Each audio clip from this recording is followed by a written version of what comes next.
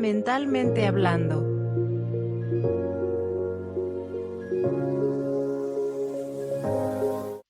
Buenos días, buenas tardes, buenas noches a todos nuestros oyentes. Bienvenidos a un nuevo podcast acá en Mentalmente Hablando. Hoy tenemos unos invitados de lujo, tenemos casa llena acá en Mental Medic. Bienvenidos a todos. Vamos a hacer la presentación de cada especialista. Hoy nos acompaña la psicóloga Ivanova Benavides, ella es psicóloga clínica infanto-juvenil. Nos acompaña la terapista Cecilia Loaiza, ella es terapista en Reiki. Nos acompaña María José Cisneros, es psicóloga para adultos. Y nos acompaña Diego Erazo, él es neuropsicólogo y psicoterapeuta. También nos acompaña Nicolás Jiménez, él es psicólogo clínico. Bienvenidos a todos, bienvenidos a todas a un nuevo capítulo en Mentalmente Hablando. Les recordamos que nos pueden seguir en todas nuestras redes sociales como Mental Medic Ecuador. Nosotros somos un centro especializado en salud mental, que estamos ubicados en la ciudad de Quito, en el sector de la Plaza de Toros, en la avenida Amazonas y avenida Río. La belleza y la fealdad son un espejismo, porque los demás terminan viendo siempre nuestro interior. Un mensaje de Frida Kahlo. Vamos a iniciar con las primeras preguntas y también con un poco de información sobre el tema de ideal de belleza, trastornos de conducta alimentaria y percepción de imagen. 7 de cada 1000 mujeres y 1 de cada 1000 hombres sufre trastornos alimenticios a nivel mundial. Cuéntenos, ¿es diferente el ideal de belleza desde el punto de vista masculino y desde el punto de vista femenino? Ser mujer en esta sociedad suele muchas veces ser más complicado. Al ser mamá de 2 varones, te ves reflejado en ellos. O sea, es como que la mujer ha venido cargando desde tiempo perfecta. No puedes ser muy flaca, pero tienes que ser flaca. Tienes que ser delgada, pero no muy delgada. Tienes que tener un peso ideal. No puedes verte muy flaca. Tampoco puedes verte muy gorda. Ojo, tienes que cuidar a tu marido si tú estás casado, o a tu pareja si no estás casado. Tienes que ser buena mamá, pero ojo, no puedes descansar. Si te cansas, eres mala mamá. O sea, tenemos tanta presión que eso se transforma en cómo te ves físicamente. Porque no está permitido en una mujer que se te vean las canas. Una mujer no puede envejecer. Y cuando una mujer llega a cierta edad, eso te genera conflictos. Porque te ves las canas y dices, miércoles. O te reproduces y dices, tengo petitas de gato. O es feo oír a tu mamá que dice, ya no me puedo poner blusas porque se me cuelga el brazo. Y, o sea, si tú te vas en la parte espiritual, que es la que te corresponde a mí, el tiempo es una ilusión. Porque estamos en un constante movimiento y estamos en un constante morir y renacer. Pero en nuestra sociedad la muerte no es mal vista. La muerte es dolor. Cuando la muerte es transformarte, porque tú mueres todos los días. Una parte de ti va muriendo todo el tiempo. Entonces el tiempo es una ilusión. Sí, la edad se mide por años. Pero un hombre llega a los 40 y ya estás en la edad de puedes tener una nena o te van a buscar la vieja. Ojo, una mujer llega a los 40 y le dedican la canción de la mona. O sea, entonces yo sí creo que hay una diferencia entre un estándar femenino y un estándar masculino. Por eso al ser mamá de 2 varones, tratas de sembrar nuevas masculinidades para que tus niños y tus hombres crezcan no en una presión social de atacar a la mujer, de sembrar en la mujer y generar Nicolás, cuéntanos un poquito desde el punto de vista psicológico el por qué es diferente el ideal de belleza desde el punto de vista masculino.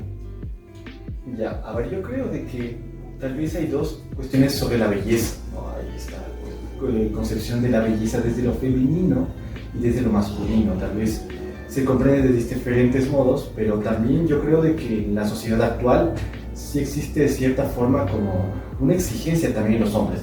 No es de la misma forma que las mujeres, pero también se da. No sé si ustedes han visto, por ejemplo, actualmente hay una proliferación de los gimnasios. Entonces es muy interesante porque ustedes no sé si han visto, pero en los gimnasios, todos los gimnasios absolutamente tienen las ventanas gigantescas. Entonces hay esa necesidad de que hay un otro que mire a través de la ventana, o sea, como que demostrar el cuerpo, un poco como una especie de exhibicionismo del cuerpo, ¿no? Entonces los hombres hay bastante esto de la vigorexia, ¿no? Que hay esto de que se hacen más musculosos, esta necesidad de mostrar este ideal del cuerpo masculino también, ¿no? No siempre se cumple, pero sí ha habido en la época actual una proliferación de esto. Entonces, tal vez es diferente, ¿no? Las mujeres también, ¿cierto? Que existe esto, como decía Cecilia. Y es algo también muy interesante de que, claro, yo creo de que uno tiene un ideal del cuerpo, tanto masculino como femenino, pero como decía Cecilia, hay algo que escapa, ¿no? Porque tenemos un cuerpo orgánico que se va desgastando. Entonces es inevitable que llegue a cierto punto donde, a pesar de que uno busca esta imagen perfecta, es como si el cuerpo no da. Es como que orgánicamente, físicamente, no se puede llegar a más. El cuerpo se desgasta y obviamente se dan otro tipo de trastornos. Entonces, claro, como que también hay esta parte del cuerpo como un desgaste del cuerpo, ¿no?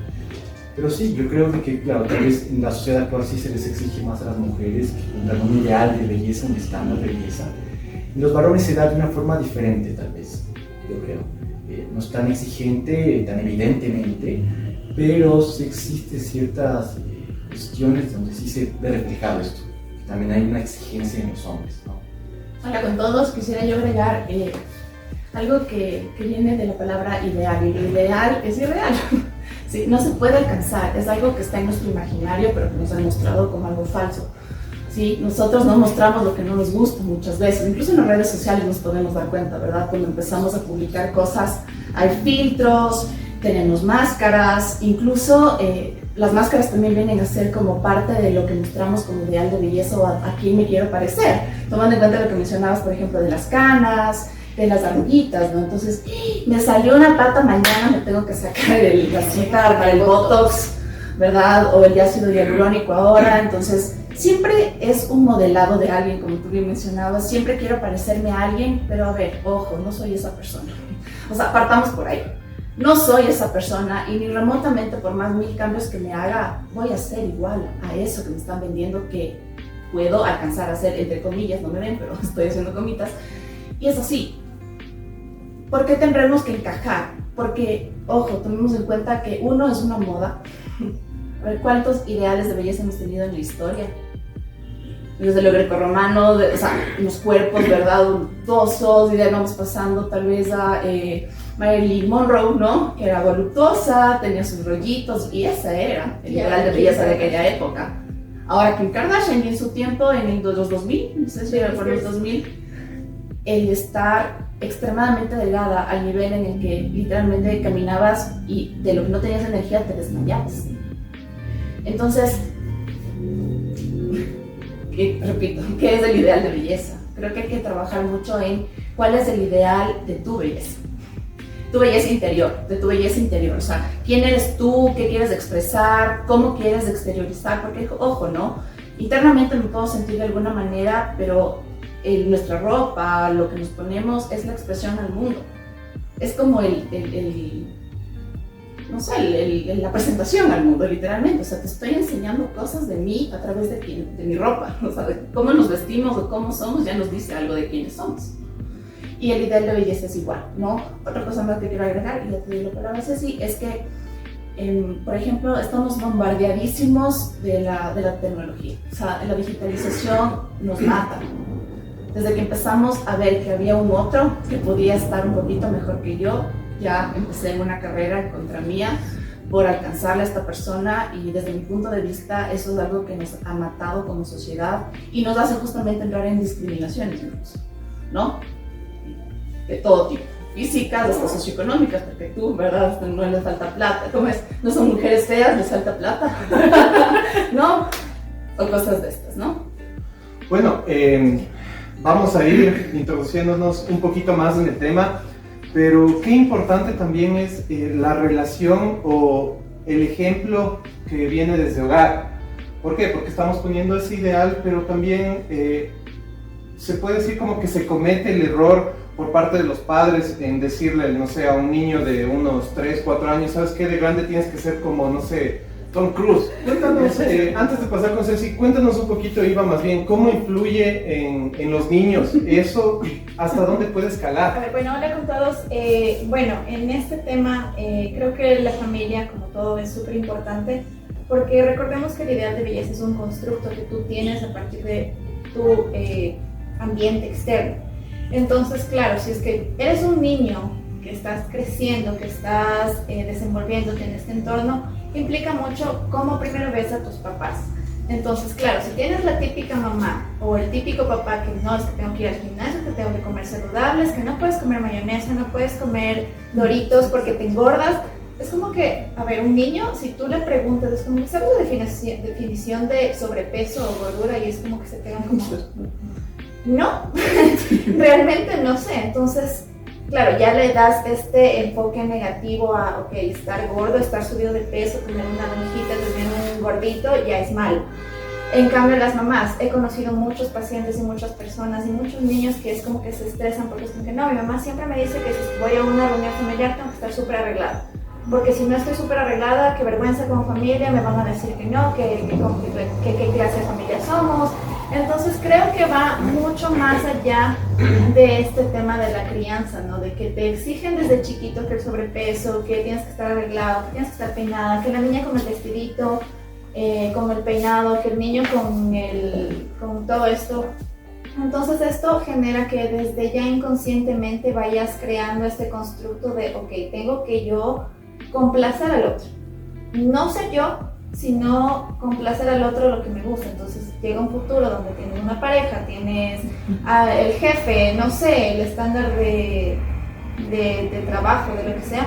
Es como que tengo que ser tal porque tengo que encajar en lo que me dicen los demás. Entonces creo que en el tema familiar es muy importante esto. Incluso está demostrado y se sabe que incluso los trastornos alimenticios, anorexia, pero esto también es por esta sobrecarga y esta sobreexigencia que les dan. Entonces empiezo tanto a sentir tanta culpa por no cumplir eso que, ok, entonces empiezo a generarlo como que de esta manera. Entonces eso en el ámbito como que de niños y adolescentes. Ok, Ceci. Espérame. Ya. Yo en eso quería topar un poco más, porque claro, yo topo un poco la parte más espiritual, porque hay que reconocer, y eso no lo sabemos todos, eso casi nadie lo sabe, somos un ser espiritual teniendo una experiencia humana, ¿ya? Nos olvidamos mucho de la parte espiritual. Con esto no me refiero a religiones, no me refiero a que seas católico, a que seas cristiano, no, a que seas espiritual, a que tengas una conexión con, le llamas Pachamama, le llamas divinidad, le llamas Dios, le llamas Inti, a que tengas esa conexión. Nuestros ancestros tenían esa conexión. Los mayas levantaban los templos, tenían una conexión con el sol, con la luna, reconocían su parte divina en ellos y se reconocían como hermanos. La presión de querer encajar cuando nuestra alma no pertenece ahí. Y ahí vienen los conflictos. Y ahí vienen los conflictos mentales. Y claro, la mente enferma y enferma el cuerpo. Entonces, hay que tener, porque sí, el cuerpo habla lo que la mente y lo que las emociones crecen. Entonces, si tú, por ejemplo, yo cuando trabajo con un libro que se llama Tú puedes sanar, de Louise Hay. Entonces Louise Hay aborda los problemas desde las afirmaciones. Entonces, por ejemplo, te da que las hemorroides es que tienes miedo, no sé, o sea, no tengo ahorita claro exactamente lo que cada enfermedad puede ser la causa, pero te da y te reprograma la mente. Y justamente eso quería ver, o sea, la anorexia muchas veces tiene que ver con algún problema específico. Y Louise Hay te recomienda trabajar con afirmaciones, igual que la bulimia.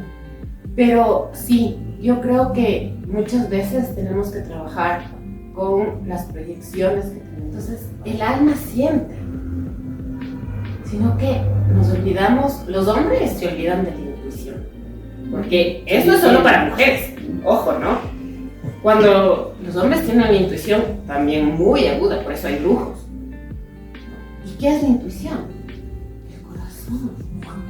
No sé, perdón, yo estoy hablando un poco de la parte espiritual. Nos olvidamos de escucharnos. ¿Sí? No nos escuchamos, o sea, tenemos una pelea constante entre el debo ser y lo que quiero ser. Si a mí mi hijo me dice, mami, quiero estudiar música, ok, entras al conservatorio. Está en que cuando seas papá no proyectes decepciones en tus guaguas, no proyectes sueños sin cumplir en tus guaguas, porque tus guaguas no son una extensión tuya, ellos son otra vida. Entonces, yo creo que ese problema que no, ¿cómo te digo? No nos permitimos ser. Esa es la cosa, que no nos permitimos ser. O sea, es lo que decía el Nico. O sea, necesitamos del otro para ser vistos. ¿Por qué no nos vemos nosotros mismos? No es fácil. No estoy diciendo que es fácil. Porque a mí me cuesta todo el mundo. Porque hemos crecido con creencias limitantes, con creencias erróneas, con que el llorar está mal, con que los hombres no lloran, con que las niñitas a la cocina, o sea, hemos venido creciendo con todo eso. Y desaprender eso, sí cuesta. Pero no es imposible, ojo. Que lo finito se vuelve infinito. Eso es lo que tenemos que tratar de trabajar, y es lo que hago yo en el Reiki. Trabajar esa parte espiritual, trabajar esa parte energética. Por eso somos un apoyo, o sea, por eso yo les he decidido a los psicólogos, me está pasando esto, o sea, yo creo que podrías trabajar por aquí. Bueno, qué importante lo que nos comenta Ceci, pero vamos también un poquito más allá cuando ya se ha convertido en un problema psicológico, tal vez como para un niño o tal vez para un paciente. Diego, ¿los trastornos de conducta alimentaria se pueden reconocer tal vez por algún patrón persistente o que se pueda identificar, no sé, desde niño o tal vez más adulto cuando se trabaja en evaluaciones de neuropsicología? Bueno, en general ahí lo que se pretende es revisar de alguna manera cómo son estos hábitos alimenticios, ¿no? Revisar si es que, por ejemplo, la comida que se está ingiriendo es o no es saludable. No me refiero exclusivamente, por ejemplo, a dietas sumamente estrictas, sino más bien como ver cuál es ese balance, ¿no? O sea, no es que por el hecho de que coma, por ejemplo, dentro de mi frecuencia semanal, por ejemplo, 1 o 2 veces comida chatarra, es que exclusivamente exista alguna disparidad, sino más bien viene cuando ya estás posiblemente algún tipo de exceso, ¿no? Sea de esto de no comer saludablemente o asimismo de tener una dieta que sea demasiadamente estricta y que no permita la ingesta adecuada de alimentos para que el cuerpo pueda estar de alguna manera dentro de su bienestar. Wow, ok. Yendo un poquito más allá a lo que estamos hablando de estereotipos y bueno, el cambio que hemos sufrido hemos vivido en estos años, y un claro ejemplo es lo que ahora está en tendencia, por ejemplo, de la película Barbie, ¿sí? Antes se puede decir que este era un estereotipo que tenía que ser perfecto y era el modelo para las niñas o lo que se buscaba en ese momento, pero ahora, de acuerdo a lo que se está mostrando, es algo como diferente, con un poco más de empoderamiento por parte de la mujer. ¿Qué opinas de eso? Sí, es una mujer empoderada y todo, pero también es la contraparte, porque creo que le muestran a alguien como un accesorio. Yo creo que actualmente, y eso es lo que yo quisiera, por ejemplo, es saber amar bonito. Cuando tú sanas, sí puedes amar bonito. Y amar bonito y cuando tienes una pareja es aprender, el Taita siempre nos decía, nunca se amarren porque sus vuelos se caen. O sea, si tú amarras a dos águilas, las patitas, las águilas no pueden volar. O sea, no pueden aprender a volar. Una pareja es aprender a volar juntos, pero separados. O sea, cada uno en su vuelo. Una pareja te acompaña. Una pareja te ayuda a crecer. Ni la mujer es un accesorio, ni el hombre es un accesorio. Porque las energías, tanto femeninas como masculinas, habitan en nosotros mismos. Yo tengo energía masculina, yo tengo energía femenina. El Nico tiene energía femenina, energía masculina. Todos tenemos eso. Pero lamentablemente cuando el hombre es chiquito le cortan la energía femenina y tratan de que sea el macho. Y a la mujer nos cortan esa parte de la energía masculina, cuando las dos energías tienen que habitar en el mismo cuerpo. Retomando un poquito lo que hablaba Diego sobre los trastornos de la conducta alimentaria y ciertos indicios, creo que es importante también nombrar al menos uno de los 4 más importantes trastornos de la conducta alimentaria más comunes que se ven, que es la anorexia, la bulimia, el pique y la rumiación, ¿no? En la anorexia existe una base o un conocimiento de que este tipo de personas, que después se hacen adolescentes o niños así, empiezan, viven o salen de hogares donde existe mucho control, prohibiciones o restricciones, mucha violencia, muchos gritos, entonces todo el tiempo estamos como tratando de ser perfectos y esta perfección, digámoslo así, puede desencadenarse en yo puedo controlar cuánto como y eso se va, digamos, hasta los polos, porque todo polo es malo, y desarrollamos incluso un tema de anorexia. En cuanto a la bulimia, es todo lo contrario, es una falta de control, y viene también muchos de estos lugares ambivalentes. Mando doble mensaje, te quiero hoy, te quiero mañana, no sé cómo actuar hoy, no sé cómo actuar mañana, tengo una situación de estrés y de ansiedad, y relaciono la culpa también, y relaciono ese vacío con mi necesidad tal vez interna de querer comer. O sea, eso me sacia, eso me da un efecto placentero inmediato y asocié que tal vez es la manera de sentirme un poquito mejor o de calmarme, porque no ha habido estas figuras de cuidado que me puedan proveer estas herramientas para autogestionarme o manejar de mejor manera mis emociones. En cuanto al pica, se conoce que empieza como un déficit de vitaminas en un inicio en los niños, que empiezan a comer, no sé si han escuchado, ¿no? Mi niño o mi hijo o yo me sabía comer la goma, la tierra, no sé, la ceniza, el papel o cosas así. Pero ¿qué pasa cuando desarrollas este anclaje o esta asociación a este tipo de textura y de sensación, pero de cosas que no te están nutriendo y se vuelve un trastorno, ¿no? Entonces ahí, no sé si recordarán, pero en Discovery Home and Health había esto de mi extraña obsesión, donde se mandaban 5 o 6 frascos de esmalte. Me acuerdo uno que me llamaba la atención, que se chupaba porque le gustaba el olor, y claro, ahondando un poco en la historia de aquella persona, siempre venía de algún trauma o alguna asociación o algún vacío detrás, ¿no? Ese olor me hacía acordar algo, entonces era como esta necesidad de querer recordar algo. Manera de lidiarlo. O de lidiarlo, exactamente, como se podría decir.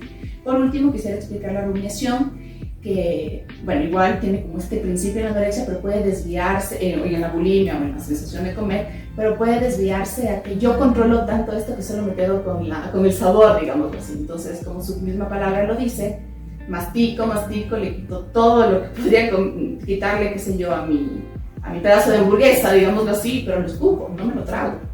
Porque en mi conciencia sé que si yo me trago eso, puedo empezar a subir kilos o obviamente tendríamos que ir o perder el control en este caso, ¿no? Entonces, no sé si quisieran tal vez acotar algo o agregar un poco sobre esta información. Sí, bueno, a mí me parece muy interesante porque dentro de ese espectro, ¿no es cierto?, desde el psicoanálisis se asocia bastante estos trastornos de conducta alimentaria con las adicciones, porque como tú bien decías en la pica, ¿no es cierto?, ahí está como que necesidad de una sustancia, algún objeto físico que no es comestible, ¿no? Pero es muy interesante porque esta relación de depender, de tomar ese objeto y reintegrarlo en mi cuerpo, ¿no?, claro, o sea, como tú dices, es por base de este déficit de vitaminas, pero también podría haber esta noción, ¿no? Como de reintegrar algún objeto que se perdió. Entonces, muy interesante porque sí, justo desde el psicoanálisis se asocia bastante a eso. Incluso la anorexia y la bulimia se relaciona bastante con este hecho de como ser adicto a un no objeto. O sea, como es eso, es como que uno en el cuerpo tiene esta carencia de objeto, entonces se asocia bastante a esto, como que depender de un no objeto, depender de estar vacío de cierta forma, ¿no? Entonces es muy interesante eso, porque claro, hay esta relación, ¿no? Y sí, bueno, justo también es muy importante recalcar esto también, de que todos esos trastornos de la conducta alimentaria tienen bastante relación se relacionan bastante con la relación que la persona tuvo con su madre, ¿no? La primera infancia, ¿no es cierto? Absolutamente todos los que estamos aquí, todas las personas en la infancia tuvieron un destete, ¿no? Hubo un punto donde tuvimos un destete de nuestra madre, ¿no? Entonces, hay niños que sufrieron esto de una forma traumática, porque no sé si ustedes han visto ahí el típico mito de que dice como que no, tiene que ponerle aquí algo para que pique al niño y que... Entonces, no es apalabrado eso y es algo traumático. El niño en ese momento no tiene palabras para simbolizar ese trauma, entonces se vive como algo traumático y a lo largo de la vida no nos damos cuenta, pero eso puede repercutir, ¿no? Entonces sí se ve varios casos donde se asocia esto, o sea, como una relación con la madre o muy dependiente, o cuando se dio este destete muy pronto, justamente se ve eso también en la conducta alimentaria en los pacientes. Entonces hay muchos pacientes que tienen este tipo de problemas y se relaciona también con la relación con la madre, ¿no? Entonces es muy interesante ver esa relación y también vale darnos cuenta de que sí, o sea, todo el mundo tuvo un destete. Entonces en tanto eso, ningún destete fue perfecto y por tanto todas las personas tenemos como... Puede ser que tengamos... Y claro, un poquito estábamos compartiendo unas preguntas que serían, por ejemplo, ¿cuáles serían las señales de alerta o desde qué edades suelen ya percibirse que esta persona podría tal vez desarrollar en su adolescencia o en su adultez algún tipo de trastorno, ¿no? Porque se empieza desde algún lugar, o sea, haciendo algo, escuchando algo, repitiendo algo. Desde mi conocimiento tengo entendido que desde los 8 años promedio hasta los 12 es el rango de iniciación, ¿no? De algún trastorno de conducta alimentaria. Por lo que escuché en casa, como mencionabas Diego hace un momento, la verdad es que esto es malo, entonces le damos un significado a la comida, le damos un significado a las cosas y simplemente empiezo a rechazar tal vez todo lo externo y también lo interno. Entonces, no sé cómo se gestionaría desde la infancia y desde la adolescencia, desde su experiencia. Yo creo que muy aparte de todo esto que decíamos, ¿no? De que le dan esta carga negativa y todo esto, creo que, a ver, es muy importante que el tema de que a los niños les des esta educación emocional, ¿no? De que aprendan a lidiar sus emociones desde chiquitos, de que aprendan a gestionarse, a autogestionarse ellos. Porque, ¿qué pasa? Que así como todos lidiamos de alguna manera, aquí todos estamos aquí, todos están escuchando, lidiamos la ansiedad, la culpa, todo de alguna manera. Ya nadie lo hace igual, todos lo hacemos diferente. Lo mismo pasa en los chiquitos y en los niños. Entonces, ¿qué pasa? Que puede que ser, si es que estás en un ambiente donde están hablando de esto, donde hay mucha sobrecarga, donde hay mucha exigencia, tú puedes ver en un chiquito que esa ansiedad que se está produciendo lo está manifestando o comiendo más, o teniendo sus atracones. Hay niños que comen demasiado chocolate, hay niños que piden demasiado dulce, hay niños que en cambio es como que no quieren nada de estas cosas. Entonces empiezas a ver que desde ahí empiezan a lidiar sus emociones a través de la comida, hablando del tema de trastornos alimenticios. Entonces uno ya como que empieza a ver este patrón que va creciendo con el tiempo. Entonces, claro, al principio puede ser que que el niño empiece a gestionar la ansiedad o la depresión o el enojo comiendo mucho. Entonces ya empiezas a ver como que este signito de alerta de que, bueno, está gestionando así su emoción, entonces hay que trabajar en estrategias de solución o afrontamiento de problemas, para que no lo haga a través de la comida, sino a través del arte, de la pintura, del ejercicio, no sé. Entonces creo que son factores que desde chiquitos podemos ir viendo y que se ligan mucho a lo emocional, porque como acabamos de decir, todos es el tema de los traumas, de lo emocional, de cómo lidias tú con todas estas emociones y cómo tienes esta descarga. Entonces, si tú no tienes estrategias que te sirvan para eso, pues es muy fácilmente que si estás en un entorno donde te desenvuelves de esta manera, pues empieces a tener este tipo de patrones, y eso ya es un signo de alerta que puedes ir bien. Ahora, lo que tú decías, que es como que desde los 8 a 12 años, sí se da un poco más. También está desde los chiquitos, pero lo que pasa es que a los 8 a 12 años es como que ya están un poquito más maduros, más conscientes, entonces ya es como que ya lo internalizo, ya no lo hago por impulso, sino ya lo voy internalizando. Entonces ahí también ya se vuelve un poco más consciente. Sí.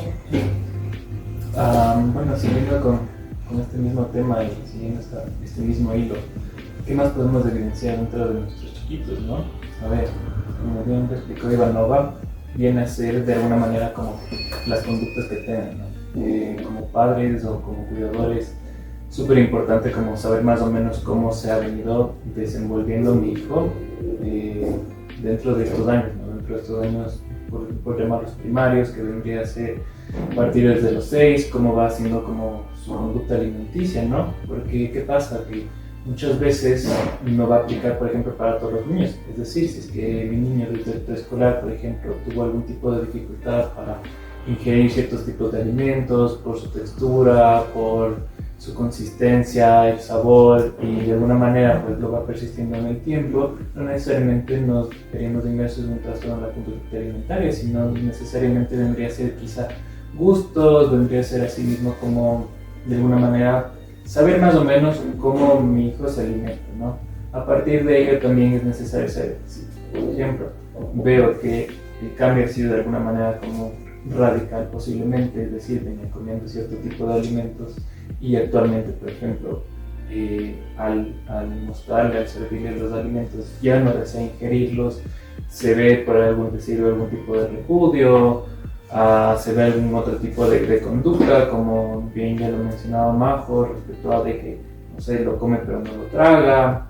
Ahí son, por ejemplo, signos de alarma, ¿no? Ahora entrando un poquito más ya a lo que viene a ser la adolescencia, sobre todo.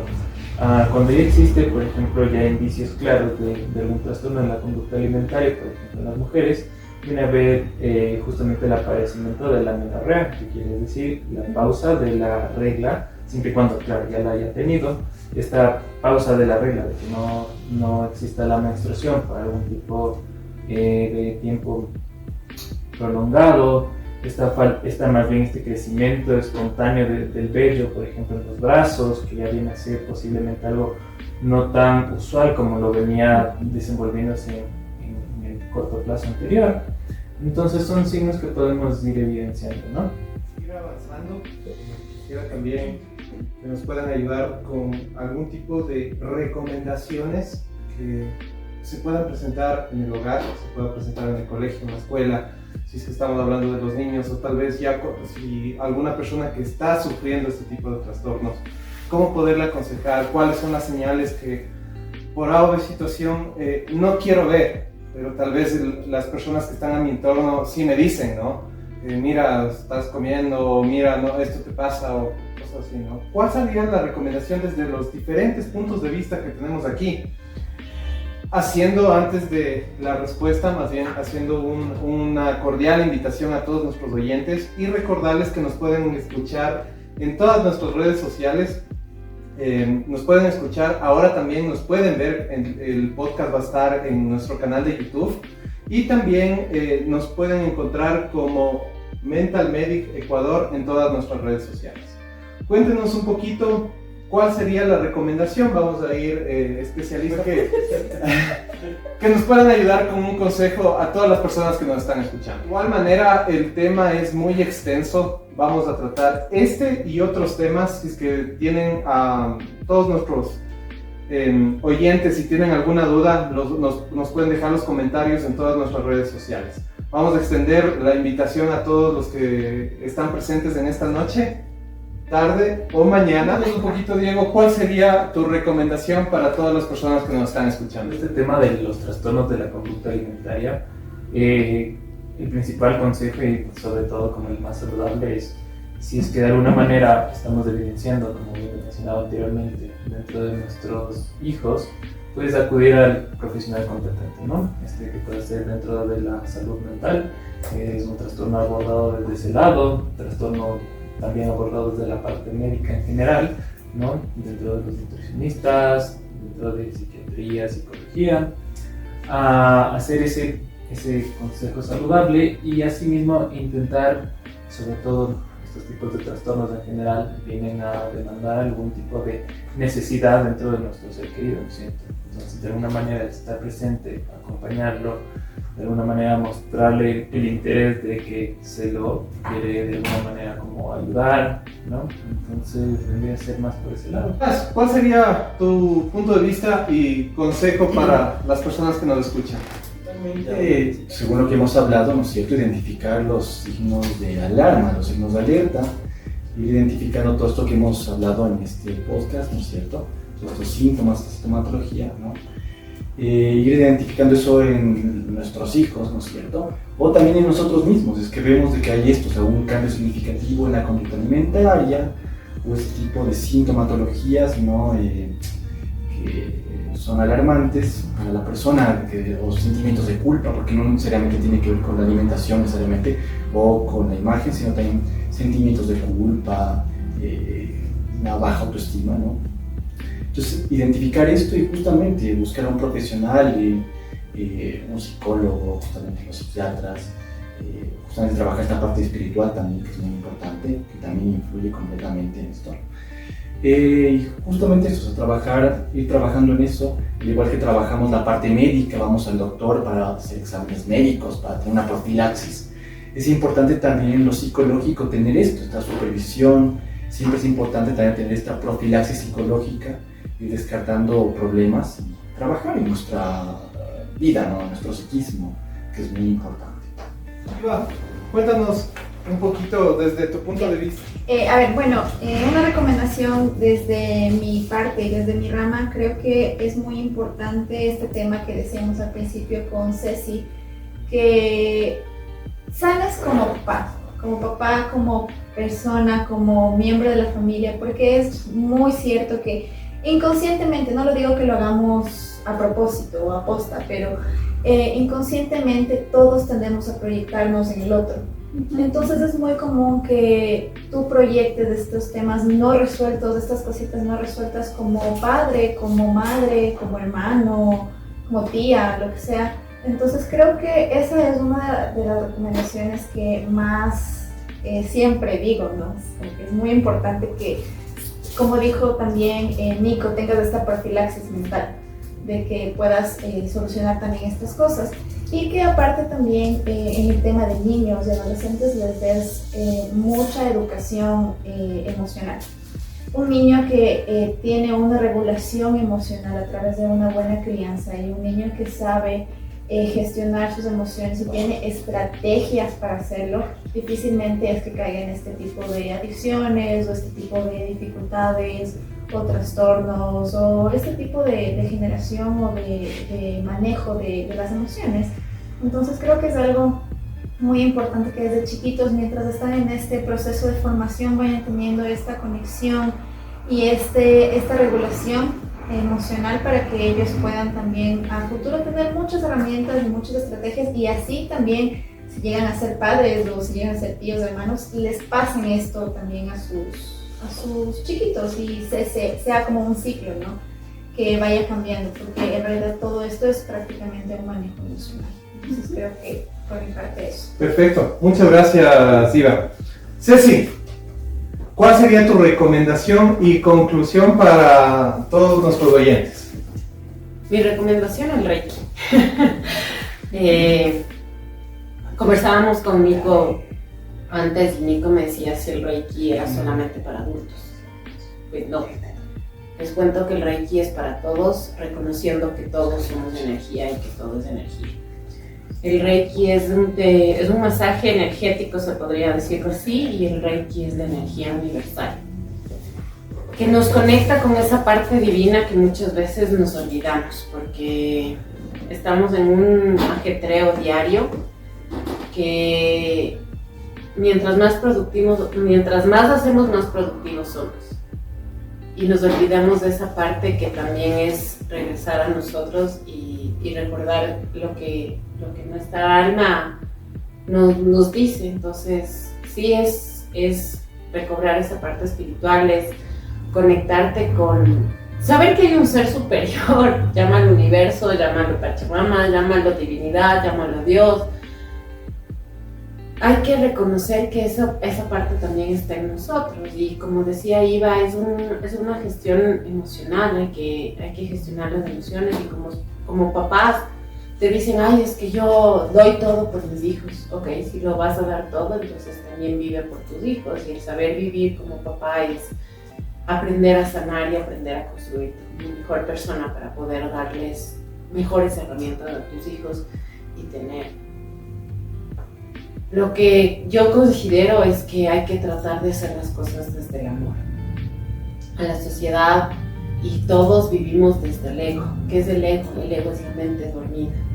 Es esa parte que nos genera desde yo como víctima, yo como que a mí me hiere. Cuando podemos levantarnos de ahí y empezar a hacer las cosas con amor, no ser papá es un sacrificio, sino no decirle a nuestros hijos, ay, es que yo por ti trabajo. No, hacerlo en serio desde el amor, porque si tú quisiste ser papá es porque realmente quieres estar al cuidado de los demás. Entonces empecemos a priorizarnos nosotros, empecemos a cuidarnos nosotros, a mimarnos nosotros y cuidemos desde el amor.